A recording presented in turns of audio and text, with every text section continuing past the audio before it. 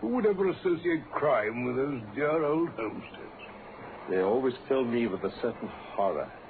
It's my belief, Watson, that the lowest and vilest alleys in London do not present a more dreadful record of sin than does the smiling and beautiful countryside.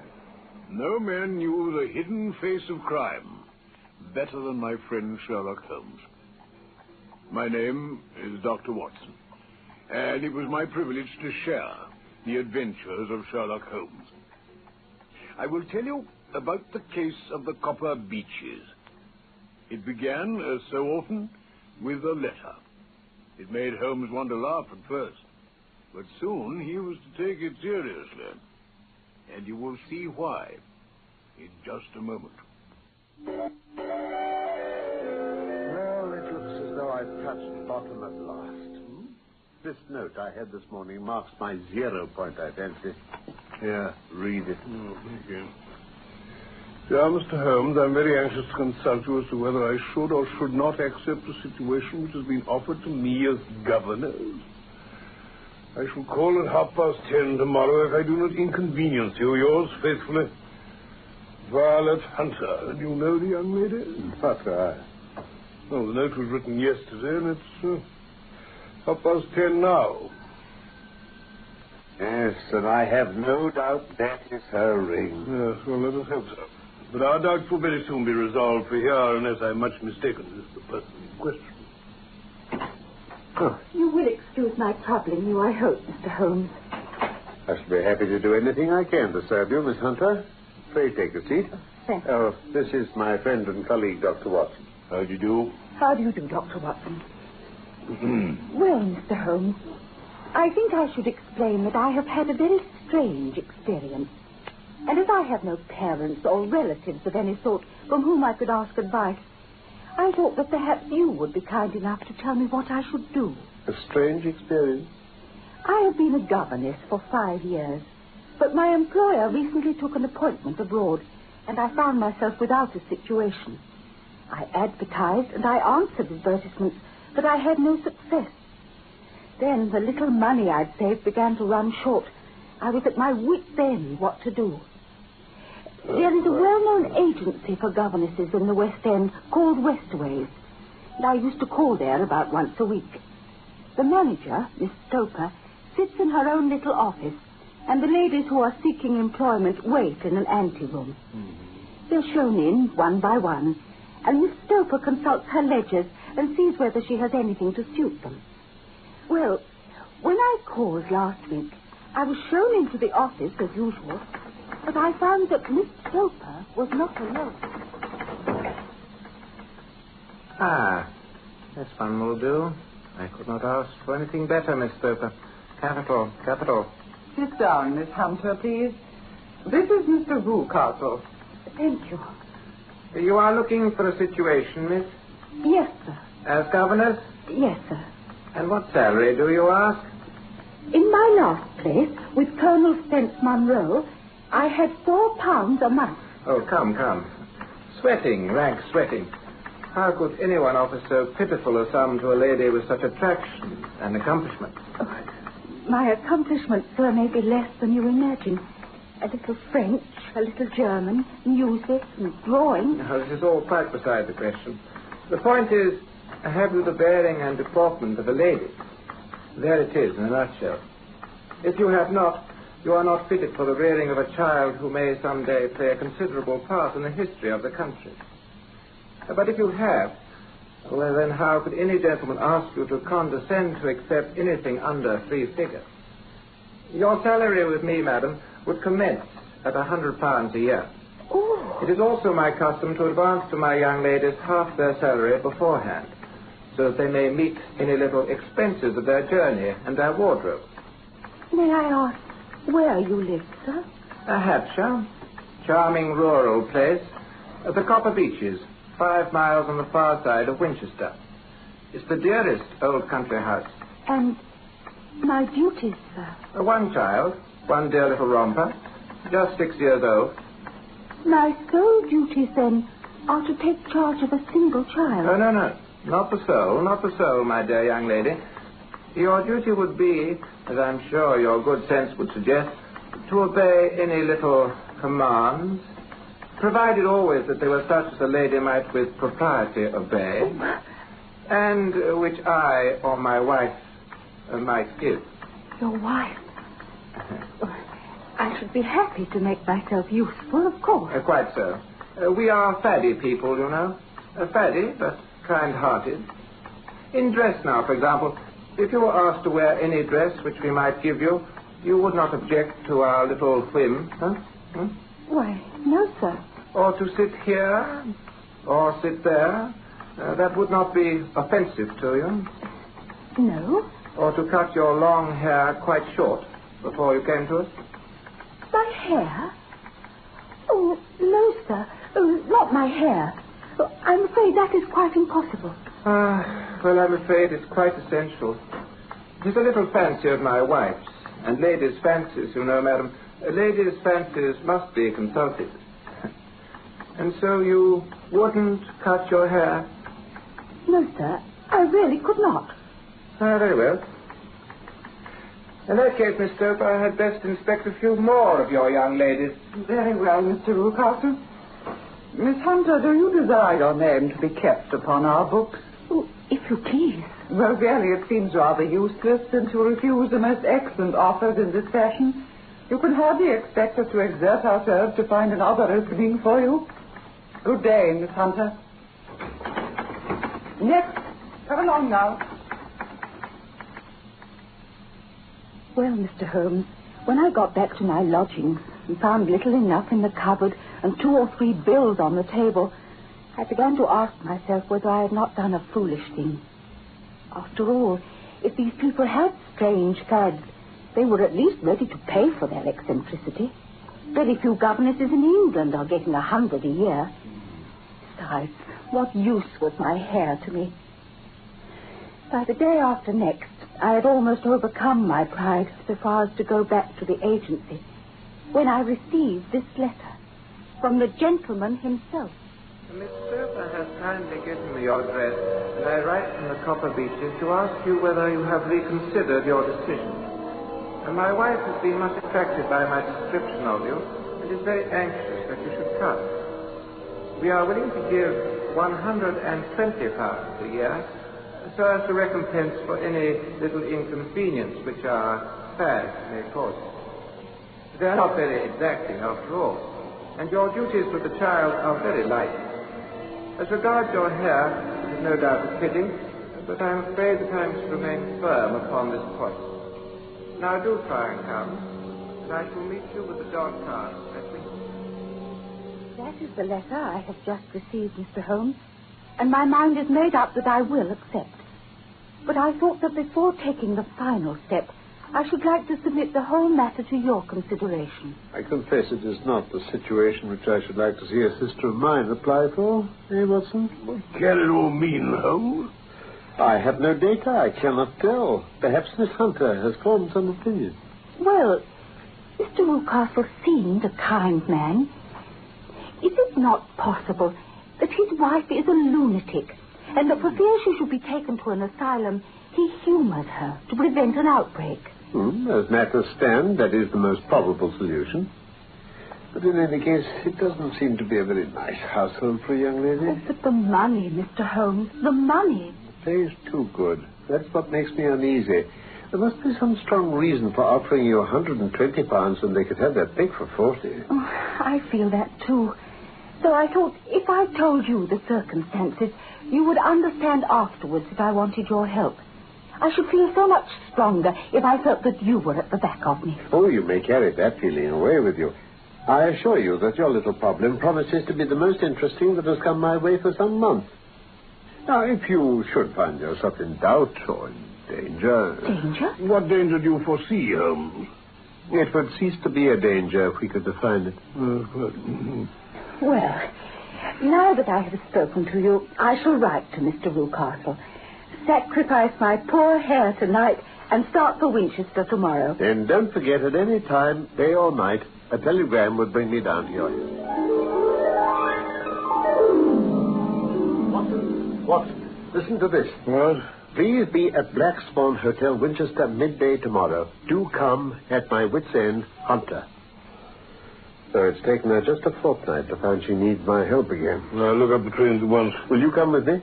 I should wish to. Capital. Then I suggest we turn in at once. We shall need to be at our best in the morning.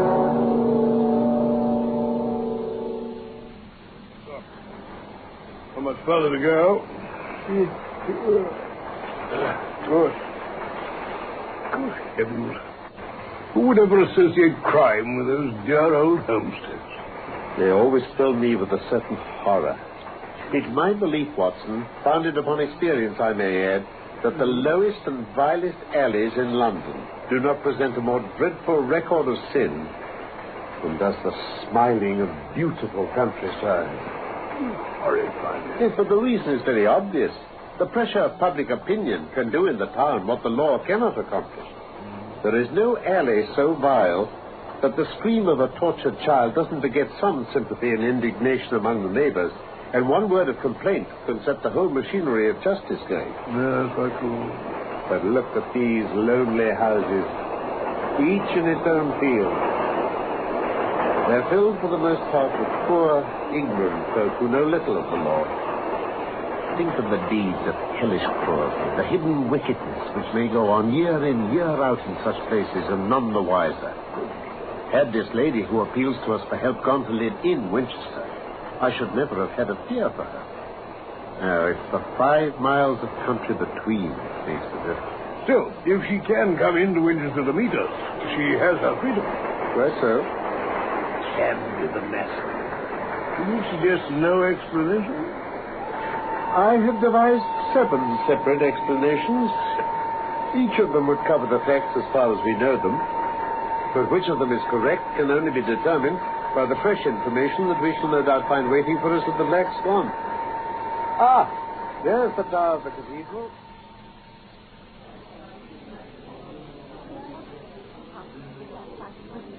I got his leave to come into town this morning, though he little knew for what purpose. Pray let us have everything in its due order, Miss Hunter. Well, in the first place, I must say that I have met on the whole no actual ill treatment from Mr. and Mrs. Rucastle. But I'm not easy in my mind about them. I can't understand them. What can you not understand? The reason for their conduct. But you shall have it just as it occurred. When I came down, Mr. Rucastle met me here and drove me in his dog cart to Copper Beeches. Yes? I was introduced that evening to his wife and child. I gather that Mr. and Mrs. Rucastle have been married about 7 years. He was a widower, and his only child by his first wife was a daughter, who is now in Philadelphia. As she couldn't have been less than 20, I can quite imagine that her position must have been uncomfortable with her father's young, new wife. Yes, indeed. As for Mrs. Rucastle, I now know that there was no truth in our conjecture in your rooms at Baker Street. She is not mad. I found her to be a mere nonentity, as colorless in mind as she is in features. Her husband is kind to her, but she seems to have some secret sorrow. Oh? The one unpleasant thing about the house, which struck me at once, was the appearance and manner of the 2 servants, a man and his wife. Toller, as he's called, is a rough, uncouth man with a perpetual smell of drink. His wife is tall and strong and very sour. And that's the entire household? Yes. Oh, except for Carlo. Carlo? Mr. Rucastle introduced me to him on my first evening there. Don't be frightened. He's well tied up. It's only Carlo, my mastiff. I call him mine, but really old Toller is the only one who can do anything with him. We feed him once a day, and not too much then, so he's always keen as mustard. Toller lets him loose every night, and heaven help the trespasser he lays his fangs into. Oh, and for goodness sake, Miss Hunter, don't you ever on any pretext set your foot over the threshold at night. It is as much as your life is worth if you do.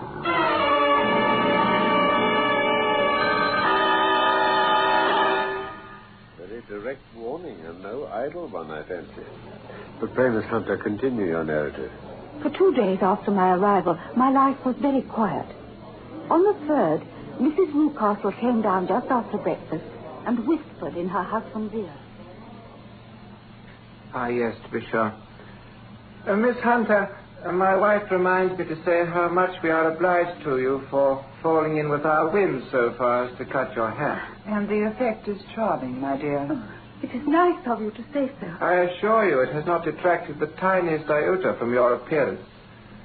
And now we shall see how a change of dress will become you. If you will kindly go up to your room, you will find one laid out ready on your bed. It belongs to my dear daughter Alice, who's now in Philadelphia. It should fit you very well. Charming. Simply charming. Might have been made to measure, eh, dear? A perfect fit. I was surprised to see how well it suited me. Perfect. And now, Miss Hunter, be good enough to take the chair over there, the one with its back to the center window.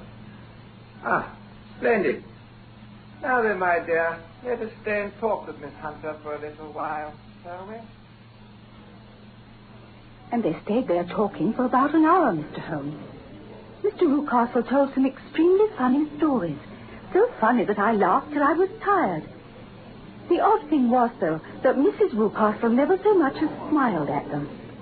Then her husband suddenly remarked that I might change my dress and go about my daily duty. Well, 2 days later, the same thing happened. When he had had me laughing helplessly at his stories for a while, my employer handed me a novel, moved my chair slightly to one side, and asked me to read to him. I read for about 10 minutes, and then suddenly, in the middle of a sentence, he ordered me to stop and go and change my dress. Well, I hope, Mr. Holmes, you don't find my story too protracted. I'm glad of the full details, whether they seem to you to be relevant or not. Well, I shall try not to miss anything of importance. You can imagine how curious I became as to the meaning of this extraordinary performance. For one thing, I noticed that they were always very careful to turn my face away from the window. Ah. I became consumed with a desire to see what was going on behind my back. Then a happy thought seized me. My hand mirror had been broken, and I concealed a small piece of the glass in my handkerchief. Good. On the next occasion, in the midst of the laughter, I put my handkerchief up to my eyes and was able, with a little management, to see all that there was behind me. And what was that? There was a man standing outside in the Southampton Road. He was small, and he had a beard. There were several others, but this one appeared to be looking earnestly in my direction. However, when I lowered my handkerchief, I found Mrs. Newcastle's eyes also fixed on me. She said nothing, but I'm convinced that she knew I had a mirror in my hand. She rose at once. Jethro, my dear, there's an impertinent fellow out on the road who's staring up at Miss Hunter. Really? A friend of Miss Hunter's, no doubt. I know no one in these parts, sir. Oh, dear me. How very impertinent, then. Kindly turn round and wave him away. Like this. Oh, surely it would be better to take no notice. No, we should have him loitering here always. Exactly. Kindly turn round, Miss Hunter, and motion him to go away. Very well. Is that all you have to tell us, Miss Hunter? Almost all, Mr. Holmes. I had noticed that one wing of the copper beeches appeared to be quite uninhabited. Oh? When I saw Toller come from there yesterday and forget to take the key out of the partition door, I slipped in quickly enough. I found a little passage with 3 doors in a line. 2 of them were open. The center one was closed and sealed with an iron bar and padlock. My nerves failed me suddenly. I turned and ran straight into the arms of Mr. Lucas. So it was you, then? Oh, I'm so frightened. And what has frightened you, my dear young lady? It's so dreadfully still in there. It's so lonely and eerie. Only that? Why? What do you mean? Why do you imagine I locked the door to this wing? Why, I'm sure I don't know, sir. It's to keep out people who have no business here. Do you see now? Oh, well, I'm sure if I had known, I Well, would... then, you know now. And if you ever put your foot over that threshold again, I'll throw you to the mastiff. Remember that, miss. After that, I suppose I could have fled the house. But I must confess my curiosity remained as strong as my fears. By the time I had sent you a wire, Mr. Holmes, I felt much easier. I had no difficulty getting leave to come here this morning, but I must get back by 3. Mr. and Mrs. Rucastle are going on a visit early this evening, and I have to look after the child. That is well. What about Toller and his wife? I heard his wife telling Mrs. Rucastle that he's drunk himself into incapability. She can do nothing with him. Capital. Now, is there a cellar with a good strong lock? Yes, the wine cellar. Do you think you could perform one more feat? I will try. Dr. Watson and I will be at the Copper Beeches by 7 o'clock. The Rucastles will be out by then? Yes. Yes, and Toller should still be incapable. Now, there only remains Mrs. Toller. If you could send her into the cellar on some errand and then turn the key on her, you would facilitate matters immensely. I will do it. Excellent. Watson? Yes, Holmes? I trust you have your revolver. Good I have. There's only one feasible explanation for this business, and it's clear that we're dealing with a very cunning man. Very well then, Miss Hunter. We shall meet you at the Copper Beeches at 7 o'clock.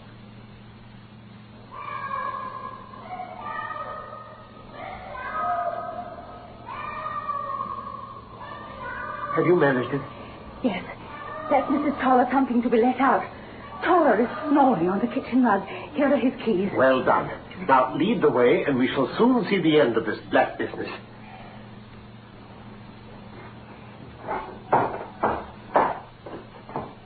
This is the locked room. Now, one of these keys must fit the lock. No sound from inside. I trust they're not too late. This is the one. No one here. Rucastle has guessed Miss Hunter's intentions and carried his victim off. Yes, but how? Through that skylight. We shall soon find out how he managed it. Yes. Yes, I can just see the end of a ladder against the eaves. But why should he need I tell you, he's a clever and dangerous man. Holmes, someone's coming. Watson, have your pistol ready.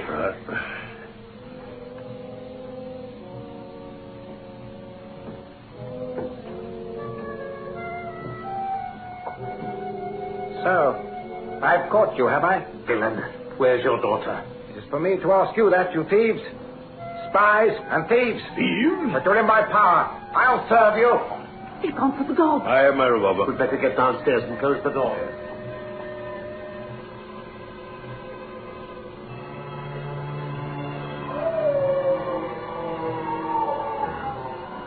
Great heaven, it's got him. Quickly, Watson. Go in and finish that brute. My teleport. Shoot it, Watson.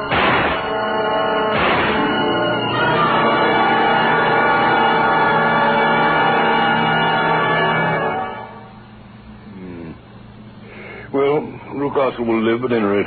Then let us hear what Mrs. Toller has to tell us. It's clear to me that she knows more about this matter than anyone else. I've done so before now, if I'd have got out of that cellar. Oh, miss, it's a pity that I didn't know what you was planning. I'd have told you were wasting your time. But how could I know? Pray, Mrs. Toller, let us hear it. There are several points on which I must confess I'm still in the dark. Well, she was never happy at home, wasn't Miss Alice, after he married again. You refer to Rucastle's daughter? Yes, sir. She wasn't happy. But things never got real bad for her till she took up with Mr. Fowler, Mr. Fowler? a seafaring gentleman. She met at a friend's house. And Rucastle objected to the association. Well, it wasn't just that, sir. You see, Miss Alice had a lot of money of her own by her mother's will. And there seemed to be a chance of her husband coming forward. Mr. Rucastle wanted her to sign a paper giving him control of the money, whether she married or not. When she wouldn't, he kept at her so much that she talked about running away. Then I think I can deduce all that remains. Rucastle, I presume, took to this system of imprisonment. Yes, sir. Do you mean that Alice never went to Philadelphia? That Mr. Rucastle kept her locked up in that room? Yes, and had the ingenious idea of bringing you down from London to impersonate her, to give the watching Mr. Fowler the impression that she no longer wished to encourage her. The laughter on these occasions was to convey the appearance that she remained in good spirits and was under no compulsion of restraint. But then, where is Alice now? I presume Mr. Fowler, being as persevering as a good seaman should be, succeeded by certain arguments in convincing that lady that her interests were the same as his. Mr. Fowler was a very kind-spoken, free-handed gentleman. Precisely.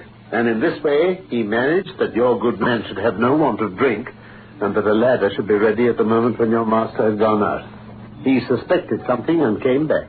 Like us, he was too late for his daughter. Oh, but Watson, What? and Miss Hunter, here comes a lady. I presume it to be Mrs. Rucastle.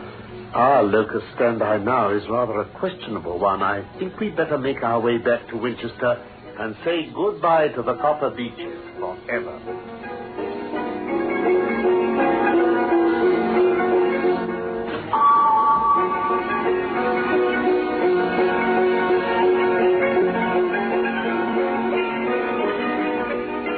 The Case of the Copper Beeches was one of the stories of Sherlock Holmes by Sir Arthur Conan Doyle. My name is Norman Shelley. My friend Carlton Hobbs played Sherlock Holmes, and I was Dr. Watson. The script for this BBC production from London was by Michael Hardwick. I look forward to the pleasure of your company again, soon, for more of the adventures of Sherlock Holmes.